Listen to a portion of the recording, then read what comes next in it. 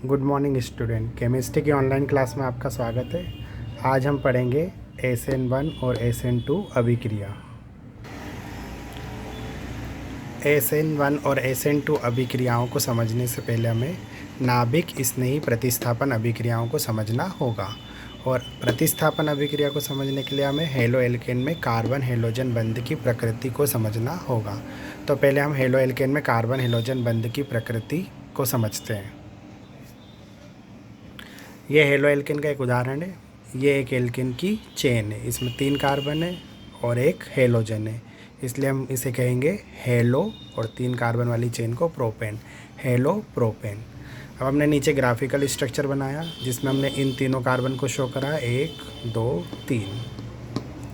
ये जो बंध बनाया है हमने, ये हाइड्रोजन को शो कर रहे हैं, लेकिन हमने यहाँ पर हाइड्रोजन लिखा नहीं है। C और X मतलब ये कार्बन और हेलोजन के बीच का बंध है।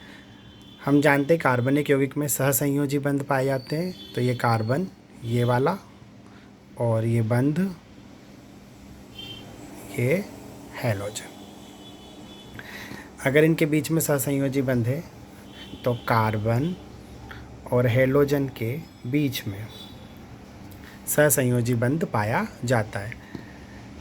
इलेक्ट्रोनेगेटिविटी मतलब विद्युत ऋणता किसी मॉलिक्यूल्स में एटम की वह पावर होती है जिससे वह साझे के इलेक्ट्रॉन युग्म को अपनी तरफ खींचता है। मतलब कार्बन इस इलेक्ट्रॉन युग्म को अपनी तरफ खींच रहा है, हेलोजन इस इलेक्ट्रॉन युग्म को अपनी तरफ खींच रहा है। चूँकि हेलोजन की विद्युत ऋणता कार्बन से अधिक होती है, इसलिए ये जो साझे का इलेक्ट्रॉन युग्म है ये बीच में न रहकर थोड़ा सा हेलोजन की तरफ खसक जाता है। इस वजह से हेलोजन की तरफ इलेक्ट्रॉन खसकने से हेलोजन पर आंशिक ऋणावेश और कार्बन पर आंशिक धनावेश उत्पन्न हो जाता है। धनावेश और ऋणावेश के उत्पन्न होने के कारण यह बंध जो होता है वो ध्रुवीय प्रकृति का हो जाता है। इसका मतलब इसमें द्विध्रुव आघूर्ण उत्पन्न होता है, जिसकी वैल्यू होती है 2.05 से 2.15 डी। ये इसकी वैल्यू होती है कार्बन हेलोजन बंध में द्विध्रुव आघूर्ण की।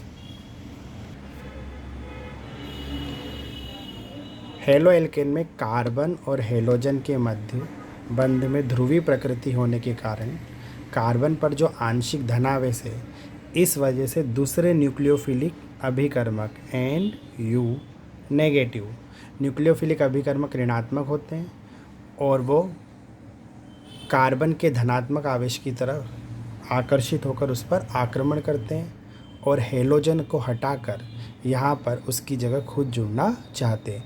मतलब न्यूक्लियोफिलिक अभिकर्मक ऐसे अभिकर्मक होते हैं जो धनावेश पर आक्रमण करके उससे जुड़े ऋणावेश को हटा देते हैं और उसकी जगह खुद लग जाते हैं। चूँकि यहाँ पर एक अभिकर्मक का निकलकर दूसरे अभिकर्मक जुड़ रहा है, मतलब कौन सी क्रिया हो रही है? प्रतिस्थापन। और यह न्यूक्लियोफिलिक अभिकर्मक के कारण हो रहा है, इसलिए ऐसी अभिक्रिया को बोलते हैं न्यूक्लियोफिलिक प्रतिस्थापन अभिक्रिया या नाभिक स्नेही प्रतिस्थापन अभिक्रिया। क्योंकि ये जो धनात्मक चार्ज है, ये नाभिक में भी धनात्मक चार्ज होता है, तो इस कार्बन में धनात्मक चार्ज है, मतलब ये नाभिक है। और ये वाला जो अभिकर्मक है ये नाभिक की तरफ आकर्षित हो रहा है, मतलब उससे स्नेह रखता है, इसलिए इसे कहेंगे नाभिक स्नेही अभिकर्मक। और नाभिक स्नेही अभिकर्मक हेलो एल्केन में से हेलोजन को प्रतिस्थापित कर रहा है, इसलिए ऐसी अभिक्रिया को कहेंगे नाभिक स्नेही प्रतिस्थापन अभिक्रिया। नाभिक स्नेही अभिकर्मक अभिक्रिया में ऐसा होता है, ये एक हेलो एल्केन है, ये हेलोजन है और ये एल्केन है, ये इनके बीच का बंध है। ये एक नाभिक स्नेही अभिकर्मक है जो कि ऋणात्मक है। ये नाभिक स्नेही अभिकर्मक ने जाकर इस हेलो एल्केन में से हेलोजन को हटा दिया और हेलोजन की जगह ये खुद जाकर यहाँ पर एल्केन के पास जुड़ गया। मतलब नाभिक स्नेही अभिकर्मक ने हेलोजन को प्रतिस्थापित कर दिया और खुद उसकी जगह जाकर जुड़ गया, इसलिए इस अभिक्रिया को बोलेंगे नाभिक स्नेही प्रतिस्थापन अभिक्रिया। नाभिक स्नेही प्रतिस्थापन अभिक्रियाओं में दो क्रियाएं साथ में होती है। एक तो एल्केन और हेलो, मतलब हेलो एल्केन के बीच का बंध टूटता है और एल्केन और न्यूक्लियोफिलिक अभिकर्मक के बीच में नया बंध बनता है, मतलब बंध टूटता है और एक बंध बनता है। नाभिक स्नेही प्रतिस्थापन अभिक्रियाओं को प्रभावित करने वाले कारक एल्किल हैलाइड की संरचना इस क्रिया को प्रभावित करती है। न्यूक्लियोफाइल की क्रियाशीलता, संरचना और सांद्रता भी इस क्रिया को प्रभावित करती है और विलायक जिसमें क्रिया होती है वह भी इस क्रिया को प्रभावित करता है। इन तीनों के आधार पर नाभिक स्नेही प्रतिस्थापन अभिक्रिया कई प्रकार की हो सकती है, लेकिन मुख्य रूप से नाभिक स्नेही प्रतिस्थापन अभिक्रिया के दो प्रकार होते हैं, SN1 और SN2 अभिक्रिया। अब हम SN1 और SN2 अभिक्रिया को समझेंगे।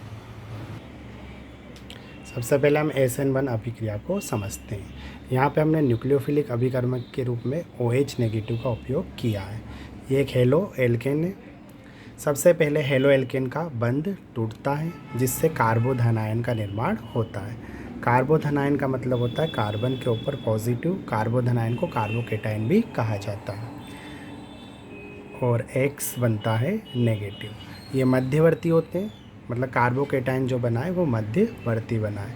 ये प्रथम पद होता है, इसे प्रथम संक्रमण अवस्था भी कहा जाता है। मतलब प्रथम संक्रमण अवस्था में हेलो एल्केन का बंध टूट गया और जिससे कार्बोकेटायन का निर्माण हुआ मध्यवर्ती, और हेलाइड आयन अलग हो गया। अब जो कार्बोकेटायन है इस पे आक्रमण करेगा न्यूक्लियोफिलिक, मतलब OH negative ion, OH negative ion nucleophilic. ये दोनों क्रिया कर लेंगे पॉजिटिव नेगेटिव, और ये दोनों क्रिया करके उत्पाद बना देंगे ROH। न्यूक्लियोफिलिक का मध्यवर्ती के साथ जुड़कर उत्पाद का निर्माण करना, ये सेकेंड संक्रमण अवस्था है, मतलब द्वितीय संक्रमण अवस्था या द्वितीय पद। पहला पद मंद गति से होता है और दूसरा पद तीव्र गति से होता है।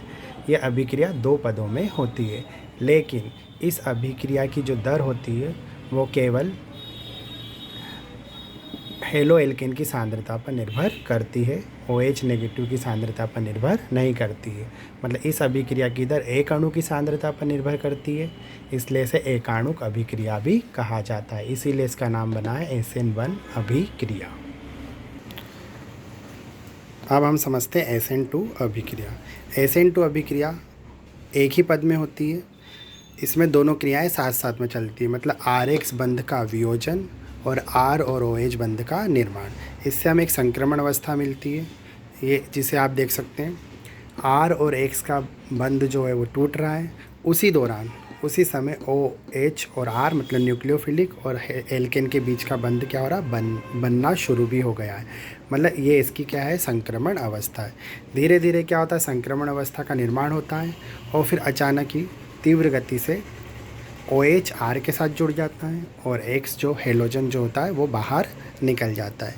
अब ये जो अभिक्रिया होती है इसमें OH मतलब न्यूक्लियोफिलिक अभिकर्मक और एल्किल हैलाइड, ये अभिक्रिया दोनों अणु की सांद्रता पर निर्भर करती है, इसलिए इसे बोला जाता है द्विआण्विक अभिक्रिया।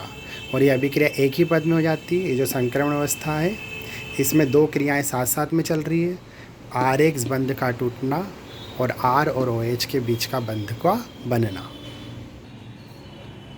अब हम इसे एक बार और बोलते हैं। SN1 अभिक्रिया जो होती है वो दो पदों में होती है।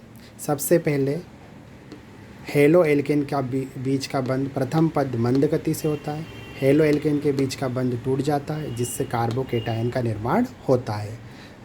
कार्बोकेटायन न्यूक्लियोफिलिक अभिकर्मक से क्रिया करके उत्पाद का निर्माण कर देता है। इसी तरह में SN2 अभिक्रिया है। SN2 अभिक्रिया एक पद में होती है। इसमें हेलो एल्केन के मध्य का बंध टूटना और न्यूक्लियोफिलिक और एल्केन के बीच बंध का बनना साथ साथ होता है। अभिक्रिया के अंत में एल्केन न्यूक्लियोफिलिक से जुड़ जाता है और हेलोजन बाहर निकल जाता है। क्रियाशीलता का क्रम। SN1 अभिक्रिया में मेथिल हैलाइड सबसे कम क्रियाशील होता है। उससे अधिक क्रियाशील होता है फर्स्ट डिग्री हेलो एल्केन उससे भी अधिक क्रियाशील होते हैं सेकेंड डिग्री हेलो एल्केन, और सबसे अधिक क्रियाशील होते हैं थर्ड डिग्री हेलो एल्केन। लेकिन SN2 अभिक्रिया में ये क्रम विपरीत हो जाता है। इसमें थर्ड डिग्री हेलो एल्केन सबसे कम क्रियाशील होता है, सेकेंड डिग्री हेलो एल्केन उससे अधिक क्रियाशील होता है, फर्स्ट डिग्री हेलो एल्केन उससे अधिक क्रियाशील होता है, और सबसे अधिक क्रियाशील होता है मेथिल हैलाइड। इसका मतलब ये हुआ कि SN1 अभिक्रिया जो होती है वो थर्ड डिग्री हेलो एल्केन सबसे अधिक तीव्रता से दर्शाते हैं, जबकि SN2 अभिक्रिया को मेथिल हैलाइड सबसे अधिक क्रिया तेजी से दर्शाते हैं। ऑब्जेक्टिव के लिए हमें क्रियाशीलता का क्रम भी पता होना चाहिए।